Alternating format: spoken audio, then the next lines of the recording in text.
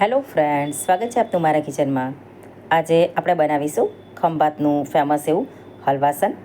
તો હલવાસન બનાવવા માટે મેં અહીંયા અડધી વાટકી જેટલા જે ઘઉંના ફાડા આવે છે, મેં અહીંયા એકદમ ઝીણા ફાડા લીધેલા છે, જે કંસાર માટે વાપરીએ તે. થોડા મોટા ફાડા આવે છે તે પણ ચાલશે. અડધી વાટકી લગભગ 50 ગ્રામ જેટલા લીધેલા છે. અડધી વાટકી મેં અહીંયા ગુંદર લીધેલો છે, ગુંદ જેને કહીએ તે પણ 50 ગ્રામ. અને સ્વાદ મુજબ મેં અહીંયા ખાંડ લીધેલી છે. અને મિક્સ ડ્રાયફ્રૂટ, કાજુ, બદામ અને પિસ્તા અને ઇલાયચીનો ભૂકો લીધેલો છે. અને અહીંયા મેં અડધો લીટર જેટલું દૂધ લીધેલું છે. તો હવે એક આપણે પેનમાં ઘી લઈ લઈશું. આપણે જાડા તળિયાવાળું લઈશું અને એની અંદર આ જે ગુંદર છે તે થોડો થોડો કરીને તળી લઈશું અને એને ડીશમાં કાઢી લઈશું પહેલાં.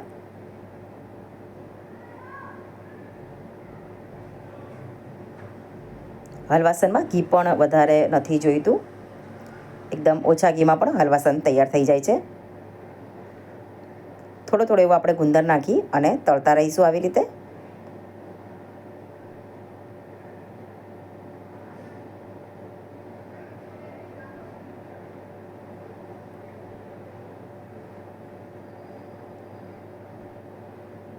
તમે જોઈ શકો છો થોડો થોડો કરીને આપણે બધો જે ગુંદર છે તે તળી દીધેલો છે અને ડીશમાં કાઢી દીધેલો છે. હવે જે બાકી બધેલું 2 કે 3 ચમચી ઘી છે તેની અંદર આપણે જે ઘઉંના ફાડા લીધેલા છે તેને આપણે નાખી દઈશું અને 5 મિનિટ જેટલું એને શેકી દઈશું. થોડી હલકી એવી સુગંધ પણ આવશે અને થોડો એવો એનો કલર પણ ચેન્જ થશે ત્યાં સુધી એને શેકવાના છે આવી રીતે ઘીમાં. લગભગ 5 મિનિટનો 4 થી 5 મિનિટનો સમય લાગશે.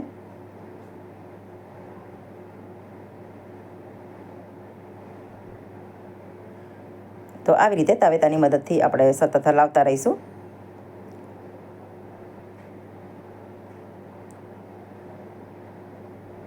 અને થોડો કલર બદલાય અને થોડી સુગંધ આવે એટલે આપણે એની અંદર જે ગરમ કરેલું દૂધ છે તે આવી રીતે નાખી દઈશું.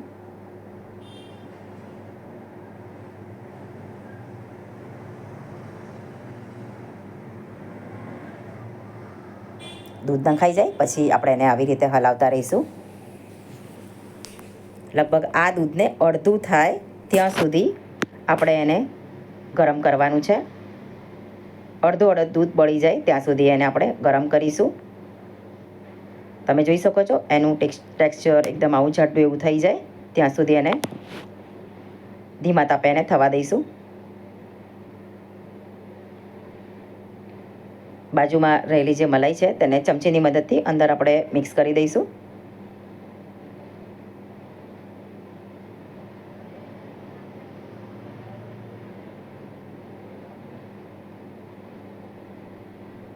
લગભગ આ દૂધને આવું ટેક્સચર મતલબ થવામાં 15 મિનિટનો સમય લાગશે. 15 મિનિટ સુધી આપણે તેની અંદર આ જે આપણે ગુંદર તળેલો છે 15 મિનિટ થઈ જાય પછી જ અંદર ઉમેરવાનો, એની પહેલાં નહીં ઉમેરવાનો. જો તમે થોડી વાર પહેલાં ઉમેરી દેશો તો દૂધ આપણું ફાટી જશે અને પનીર બની જશે. એટલે પનીર એકદમ ચવડ થઈ જશે, તો હલવાસન આપણું એકદમ ચવડ બનશે. એટલે જ્યારે એકદમ જાડું એવું ટેક્સચર થાય લગભગ 15 મિનિટ જેટલું દૂધ ઉકળે, અડધું થઈ જાય પછી જ આપણે અંદર ગુંદર નાખી અને આવી રીતે એને સતત હલાવતા રહીશું.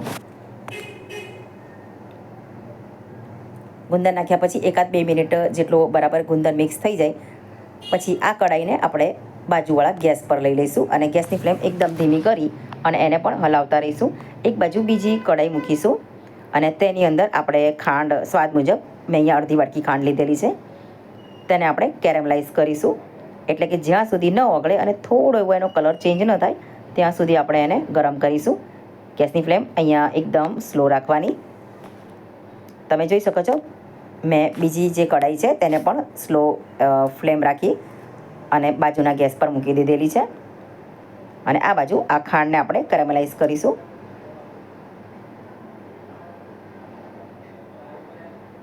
અહીંયા આપણે ધ્યાન રાખવાનું કે ફક્ત ખાંડ ઓગળે ત્યાં સુધી જ એને ગરમ કરવાની છે, વધારે ગરમ નથી કરવાની. તમે જોઈ શકો છો કલર બદલાઈ ગયેલો છે. તો હવે આ જે મિક્સચર છે તેને આપણે મિક્સ કરી દઈશું આની અંદર. જો ખાંડ થોડી વધારે ગરમ થઈ જશે તો એનો ટેસ્ટ એકદમ ખરાબ આવશે, એટલે ધ્યાન રાખવાનું.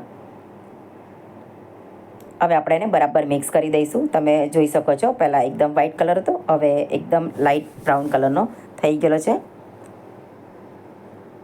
તો ખાંડ આવી રીતે કેરેમલાઇઝ આપણે કરીએ એટલે એનો કલર એકદમ સરસ આવે હલવાસનમાં. હવે આપણે અંદર ઇલાયચી ડ્રાયફ્રૂટ અંદર ઉમેરીશું. અને હલવાસનમાં જાયફળનો ટેસ્ટ એકદમ સરસ આવે છે. તો તેને આપણે થોડું ઝીણી છીણીની મદદથી થોડું છીણીને અંદર જાયફળ પણ ઉમેરીશું. અને આ બધી વસ્તુ ઉમેરી જાય પછી એને બરાબર આપણે મિક્સ કરી અને આવી રીતે હલાવતા રહીશું. તમે જોઈ શકો છો હજી આજુબાજુમાં આ જે મિક્સચર છે તે ચોંટે છે, એટલે આપણું ટેક્સચર હજી બરાબર નથી. વળી 5 મિનિટ જેટલું એને ગરમ કરીશું એટલે એકદમ સરસ મિક્સ થઈ જશે. તમે જોઈ શકો છો હવે આપણી કઢાઈમાં જરાક પણ આ મિક્સચર ચોંટતું નથી આજુબાજુમાંથી પણ. તો આપણું મિક્સચર એકદમ બરાબર છે હલવાસન માટે. અને જ્યારે આવું ટેક્સચર હોય ત્યારે આપણે એને ગેસની ફ્લેમ બંધ કરી દેવાની.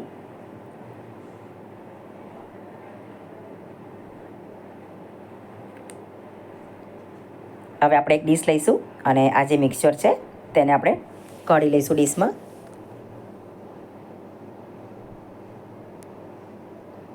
અને લગભગ 1 થી 1.5 કલાક જેટલું એને આપણે રેસ્ટ આપીશું.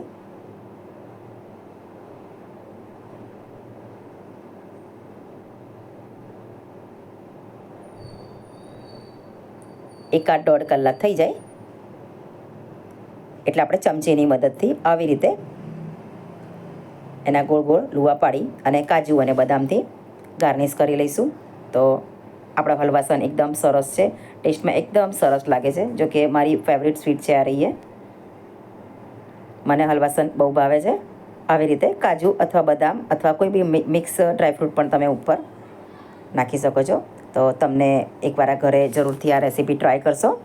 તમને જો મારી રેસીપી પસંદ આવી હોય તો મારી ચેનલને લાઈક, શેર અને સબસ્ક્રાઈબ કરશો. Thanks for watching.